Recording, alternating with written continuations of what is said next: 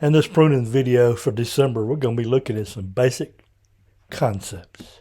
Our basic concepts include the 3-cut method, suckers, and water sprouts. The 3-cut method is the first one that we'll look at. Properly pruning off limbs greater than 2 inches with a saw should include these steps. In this short video, we're going to be showing you one of the pruning techniques that we use on cutting branches off of a tree. This technique is referred to as the 3-step pruning or 3-step cut method. In this particular situation, we have a limb here that's cross branching on a crepe myrtle.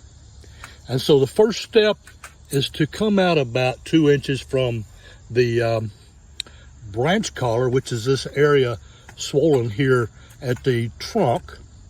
And we're going to make an upcut with this pruning saw that you see here.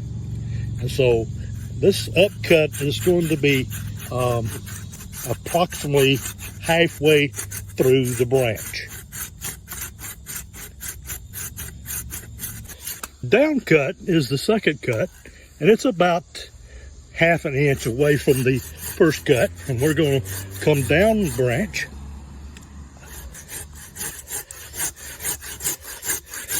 to meet the first cut. And you notice it fell straight off the tree. This makes it very easy to be safe, as it fell straight down as opposed to bending back and perhaps snapping off of the tree. Now the third cut is back at the branch collar. And so we're again looking at this swelling and making sure that it fits that area. And so we're cutting at that swelling or at the branch collar. Now we have a nice clean cut and the branch has been removed. When comparing suckers with water sprouts, I'm going to look first at this crepe myrtle. And crepe myrtle tends to be a plant that's notorious for growing both.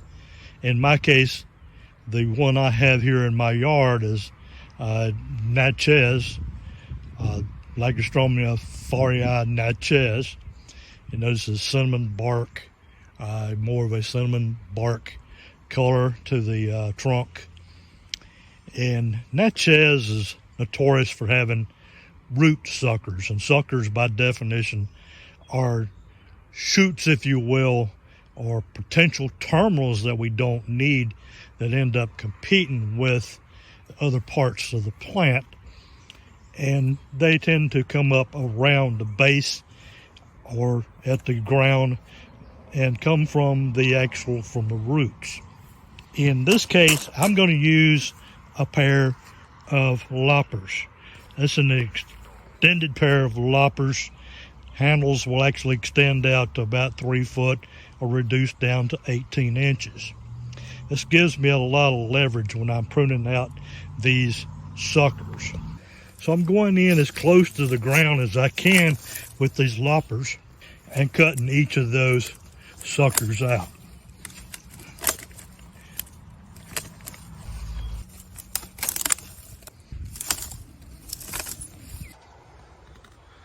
Water sprouts are also very common, as you see these vertical growths in this pear.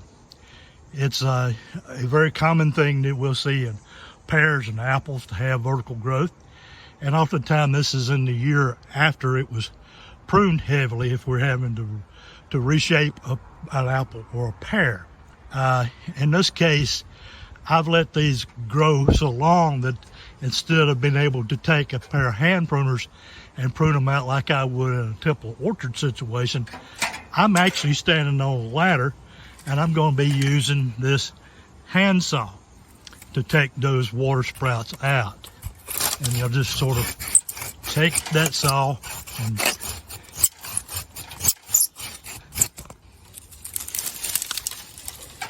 take some of those out. I'm using a hand saw as opposed to a pair of loppers, essentially because I need to have my hands, at least one hand free, and the loppers ends up making me unstable up in the tree on a ladder.